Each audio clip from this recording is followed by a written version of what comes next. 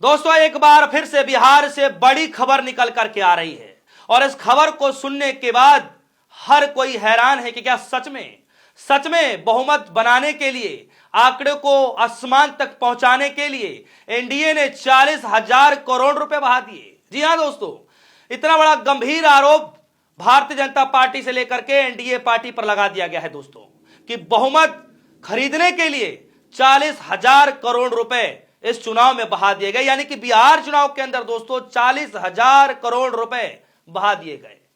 जरा 40,000 करोड़ रुपए के पीछे दोस्तों जो 000 लगेगा ना दोस्तों, जरा आप उसको जोड़ करके देखिएगा, होश उड़ जाएंगे।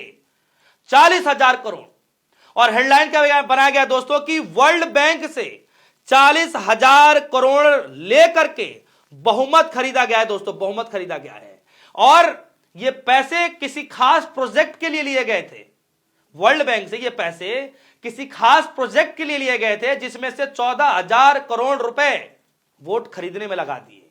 दोस्तों ये खबर सुनने के बाद हर कोई आश्चर्यचकित हैरान है और इतना बड़ा गंभीर आरोप जो लगाया गया है दोस्तों, बहुत ही बड़ा क्वेश्चन मार्क, सवालिया निशान खड़ा करता है इस चुनावी प्रक्रिया पर, ज्ञानेश कुमार पर और एनडीए की सरकार पर। दोस्तों प्रधानमंत्री मोदी जी के जो भाषण दिए जाते हैं उसको लेकर के, जो नीतीश बाबू के द्वारा जो भाषण दिए जाते हैं उसको लेकर के, जो महिलाओं के खातों में 10-10 हजार रुपए जो बांटे गए दोस्तों उसको लेकर के भी सवाल तो पहले दिन से ही पूछा जा रहा था कि चुनाव के बीचों बीच एक रात पहले महिलाओं के खातों में 10-10 हजार रुपए क्यों बांटे गए?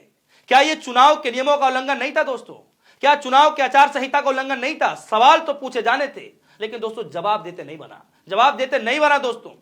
और देखिए आज जन स्वराज पार्टी के जो राष्ट्रीय अध्यक्ष है उदय सिंह, उन्होंने बड़ा गंभीर आरोप लगा दिया दोस्तों और साफ तौर पर कहा कि वर्ल्ड बैंक से पैसे लेकर 40,000 करोड़ रुपए लेकर के ये सरकार बनाई गई है, बहुमत खरीदा गया है। हेडलाइन देखिए, हिंदुस्तान लाइव की तरफ से खबर बनाएगा। खबर में क्या लिखा गया है? वर्ल्ड बैंक से पैसे से बहुमत खरीदा, 40,000 करोड़ रुपए बहाए, बिहार नतीजों पर बोली जन स्वराज पार्टी। जी हां, 40,000 करोड़ रुपए दोस्तों, 40,000 करोड़ रुपए एक बिहार चुनाव में बहा दिए जाएंगे। सोचिए दोस्तों, और वो भी किसी खास प्रोजेक्ट के लिए लिया जाता है। खबर में चला आगे चलते हैं। लिखा गया है कि बिहार विधानसभा चुनाव में एनडीए को प्रचंड बहुमत पर जन स्वराज पार्टी ये कह रही थी कि भैया ठीक है, हम आपको बधाइयां देते हैं, लेकिन साथ ही राष्ट्रीय अध्यक्ष उदय सिंह ये कह रहे हैं कि अगर यह बहुमत सरकार के काम पर मिला होता तो और अधिक खुशी मिली होती। लेकिन 40,000 करोड़ से बहुमत खरीदने का आरोप लगाते हुए उन्होंने कहा कि तेजस्वी यादव को, यानी लालू यादव के बेटे को, तेजस्वी यादव को सत्ता में न आने के लिए, उनको रोकने के लिए आरोप यह लगाया जा रहा दोस्तों कि जो जन स्वराज पार्टी के जो समर्थक हैं उनको भी एनडीए के साथ बुला लिया गया, या यूं कहें कि एनडीए के साथ चले गए दोस्तों। यानी लालू के बेटे तेजस्वी यादव सत्ता में भी ना आए, उसके लिए भी एक पैटर्न तैयार किया गया और साथ ही साथ किस तरीके से चुनाव को मैनिपुलेट किया जाए उसके लिए 40,000 करोड़ रुपए वर्ल्ड बैंक से लिए जाते हैं। इस तरीके का गंभीर आरोप जन स्वराज पार्टी के राष्ट्रीय अध्यक्ष उदय सिंह लगा रहे हैं दोस्तों। हालांकि क्या सच्चाई है इसमें, ये तो एनडीए ही बताए, ये तो मोदी जी ही बताएं, ये तो बीजेपी ही बताए और चाहे नीतीश बाबू बताएं। यह आरोप जन स्वराज की पार्टी लगा रही है, उनके राष्ट्रीय अध्यक्ष लगा रहे हैं, तो गंभीर मसला तो है। जी हां, सच्चाई क्या, मैं बार बार कह रहा हूं कि मैं आरोप के आधार पर खबर बता रहा हूं, सच्चाई क्या होगी ये तो बाद में पता चलेगा। लेकिन राष्ट्रीय अध्यक्ष उदय सिंह जब बता रहे हैं दोस्तों तो यकीनन ये गंभीर मसला। और क्या आरोप लगा रहे दोस्तों, खबरों में जरा सुनिए। लिखा क्या गया है? कहा है कि एनडीए का प्रचंड बहुमत खरीदा गया है। पहली बार देश में ऐसा हुआ कि वोट की पूर्व संध्या पर लोगों के खातों में पैसे डाले गए। करीब 40,000 करोड़ रुपए वोट के लिए कर्ज पर दिए गए। जनता पैसे से जनता के वोटों की खरीदी की गई, बिहार के भविष्य को बेचा गया। जितनी बड़ी राशि खर्च की गई है ना दोस्तों, उसे वहन करने के लिए शक्ति बिहार की अर्थव्यवस्था में है ही नहीं। सोचिए कि बिहार की अर्थव्यवस्था में उसको जो खर्च किया गया उसको वहन करने के लिए, मतलब वो दम ही नहीं है बिहार की अर्थव्यवस्था में जिसको खर्च करके उड़ा दिया गया। और आगे देखिए, आवश्यक खर्चों के लिए सरकार के पास राशि ही नहीं बचेगी, जैसे कि स्वास्थ्य से रिलेटेड मसले हो, शिक्षा से रिलेटेड मसले हो, इन सब तमाम चीजों के लिए राशि ही नहीं बचेगी जितना पैसा खर्च कर दिया गया है।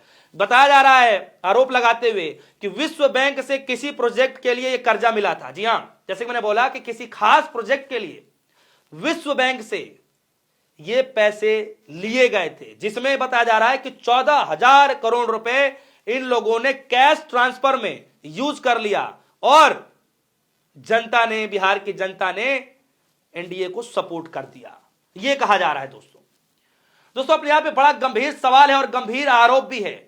तमाम विपक्षी पार्टियां अलग अलग एंगल से समझने की कोशिश कर रही हैं और ये बतलाने की भी कोशिश कर रही हैं कि किस तरीके से चुनाव में जो गड़बड़ियां पाई जाती हैं कि भाई चुनाव से ठीक एक रात पहले पैसे बांटे जा रहे हैं, वो भी 10-10 हजार रुपए है सरकारी योजना के तहत, जबकि चुनाव आचार संहिता लागू होता है।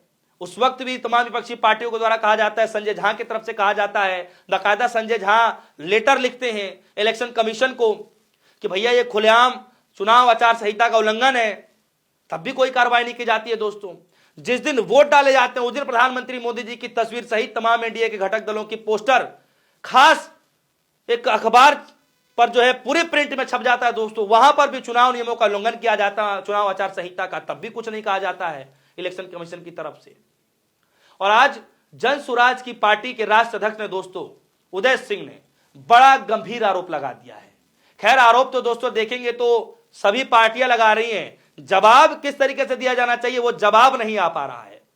अगर सोचिए दोस्तों कि कोई किसी को लेकर के झूठी आरोप लगा दे, आप एग्जाम्पल के रूप में समझिए कि कोई आप अपने दोस्त को झूठी आरोप लगा दीजिए, अगर दोस्त आपका सच्चा होगा तो यकीनन आपको पलटकर तुरंत जवाब देगा कि तूने ये मुझे कहा कैसे, तू किस आधार पर कह सकता। इस तरीके का जवाब आपके और आपके दोस्त के बीच में हो सकता है।